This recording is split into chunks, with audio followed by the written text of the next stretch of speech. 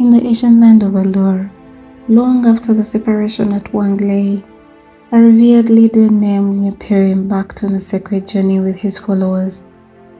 Their path was filled with trials, challenges, and divine interventions as they sought a new beginning. The journey through a dense forest and dry lands tested their endurance, and each step was taken in the hope of reaching a place where they could settle. Days passed and their water ran out. The scorching sun bore down on Nyipir and his people as they pressed on. Their lips cracked from thirst, and their spirits won. But Nyipir never gave up hope. As they trekked through the parched land, Nyipir noticed something: the faint imprint of animal tracks in the dust. He knew that animals often led to the water sources, so he followed the trail with renewed determination. The journey led them to a rocky valley known as Kasegali. Here Nyipir heard the distant sound of water rushing over stones.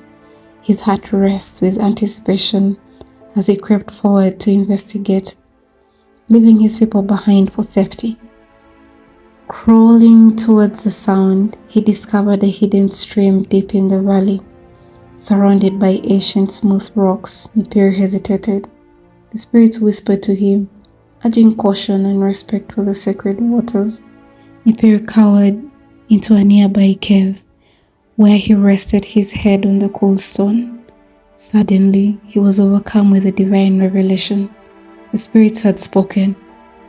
They instructed him to perform a sacred ritual before allowing his people to drink from the stream. The water needed to be cleansed, and Nyipir was told that none of them would bathe in it. Instead, they were to fill their gourds and pour the water into the basin-like rock cavities known as Chanap Galipa Nyipir, or Nyipir's rock basin. The spirits demanded a ritual sacrifice to ward off any misfortune that might befall them on their journey. Nyipir sacrificed the black lamb and released 2 hens, ensuring that the spirits were appeased. He stood upon the rocks, invoking the spirits to cleanse the water, while his loyal dog remained by his side.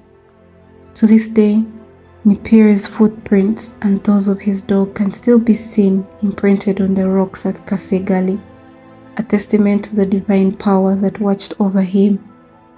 After the ritual, Nyipir and his followers were blessed with clean water, which sustained them as they continued their journey.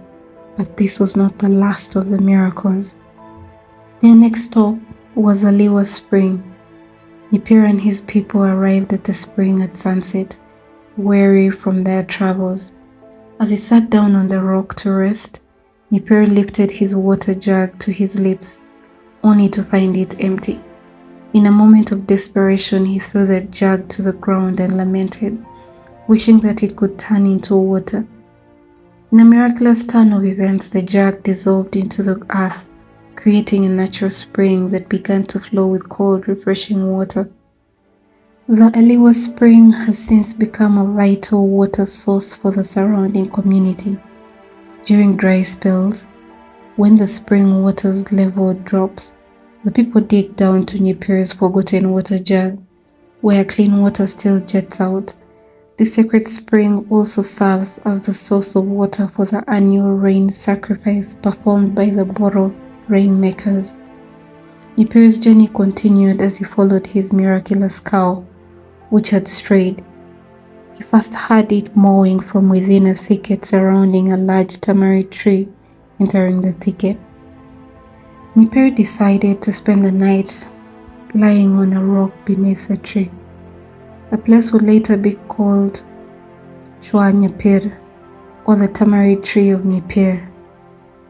This tree held deep spiritual significance, as it was also where Chief Yona Ombidi, the former chief of Panyimur Konga chiefdom, once rested after guiding British colonialists in erecting the boundary between Uganda and the Democratic Republic of Congo.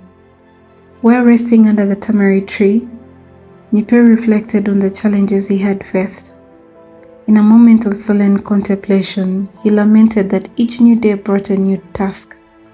The place was named Reru as a result of this reflection, Even today, the cow's mysterious mowing can be heard by those who approach the site with ill intentions.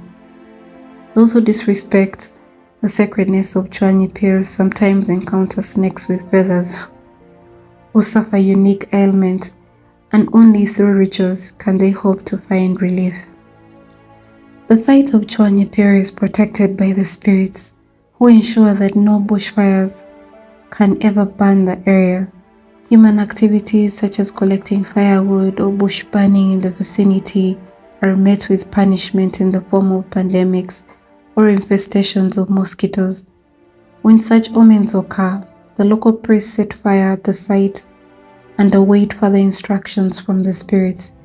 The priests may be called upon to perform rituals or gather herbs to heal the afflicted. The Chua Nyipir site also holds significance for rain-making rituals. These are conducted by rainmakers under the direction of the high priest. Each year, during the month of January, rituals are performed to summon rain, and the spirits respond with signs of approval, thunder, rain, and spiritual manifestations. The people celebrate knowing that their connection to the divine remains strong. Nyipir's journey is far from forgotten. Every year, his descendants return to the sacred sites he discovered, honoring their ancestors and seeking blessings from the spirits through ancient rituals and offerings. They continue to maintain the balance between the living and the divine, ensuring that the legacy of Nyipir lives on in the land of the Allure. To this day, the story of Nyipir remains a powerful reminder of the strength of tradition, the power of faith, and the sacred bond between humanity and the spirits.